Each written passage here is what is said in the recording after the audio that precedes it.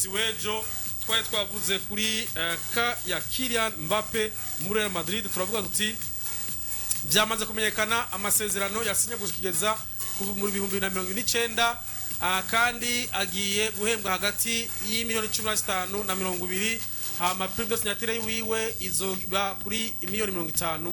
Ariko ku munsi wejo uwiswe Faisal Amari nyina wa Mbappe aravuga ati imbere yuko bavyo officialize, imbere ko bamwerekana hari utudetaye tumwe tutaraheza, notama ivyerekeye droit à l'image ku munsi wejo n'ababwiye. Wewe yasa no kumenga babwiye ati ntimwibaze ngo biriya byasohotse ngo byarangiye komtele kuri twebwe hari uturundo tutarahe kandi uriya mu mama yita ivyo mu gikoni gose two twibitunguru aratwitayeho cyane hatewe utuunye turiya twa droit l'image kabisa kubisobanura. Tugaruke Yves ngaho udugire kuri ivyo tuko turabona umukinyi Kylian Mbappe umuzo wiwe waragoranye nta utabizi kuva muri 2022 imyaka ibiri yose uyu mugabo avugwa, ariko uno munsi byavyo ati yamaze gushika muri Real Madrid.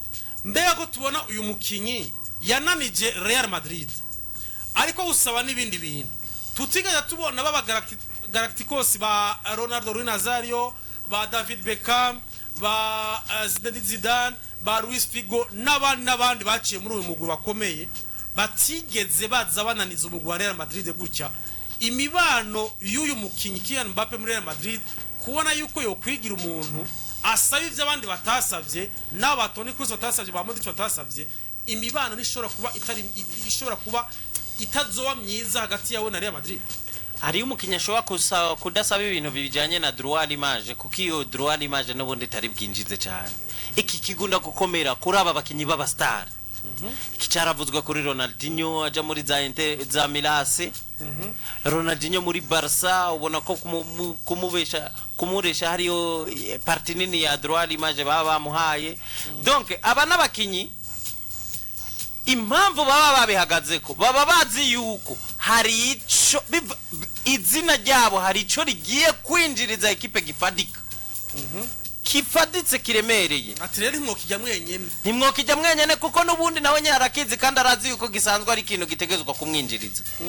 Ku ruhande rwa Real Madrid impamvu ubona ko Madrid yaragerageje kubana cyane Mbappe ku zindi kote kuri kote y'umushahara urabona baramubanye gose.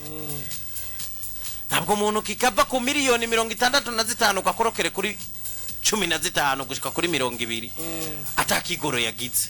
Aho hano Madrid ico gitsindo barakimutsinze Mbappe. Ntabwo umuntu asinyiye ubuntu yitwa Mbappe mu prime de signature ya 50 miliyoni kandi yari yasize 150 kandi uzi yuko make wari kumugura ari nk'ijana na 180 gushika ku majana 2. Mbappe agaciro kiwe nako ari mu bazimvye tuvyemere, ariko ivyo byose yemera aca bugufara sacrifice.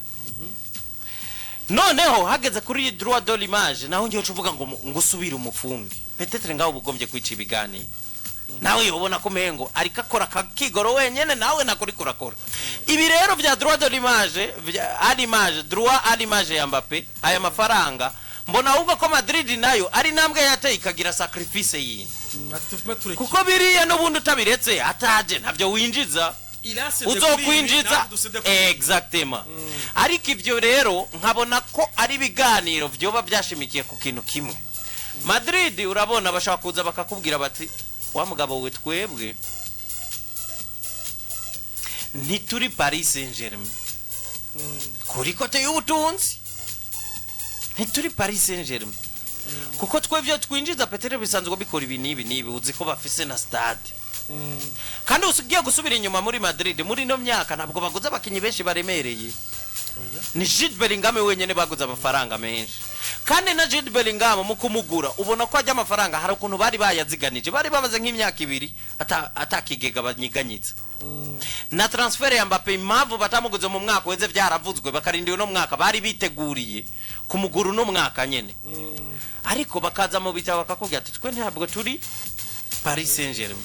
Kiriya kibazo wumva kumubanye ndatwebwe turiko turacirinda hari uburyo dukoresheje nabi tushaka kukigwamo ndavuga kwa Barcelona. Byo byose bakabimwumvisha bati twemerere tuguhembaya tuguhina prime ya signature ariko kubyo tuzokwitega inyuma yawe utwemerere tuzobigabure. ari nacyo bavuga bati tuzobigabura mu buryo bumenze gute, droit arimage yawe n'iyinjiza ya tuzoguhaya. Hari yari yahaziga menshi, ni nayo mpamvu ayo bayashize ku ruhande rw'amabonize. Ariko impamvu bakubwiye ngo hagati ya 15 na 20 Mbappe ashobora kuzotangwa ahembwa 15, ariko bakubwira ngo muri iriya myaka 5 kiki umwaka ku wundi harayo bazogenda bongerako. Urumva nk'ubu sezo y'umwaka 2024-2025 iheze bashobora kuzoca bamwongera agacagira 16.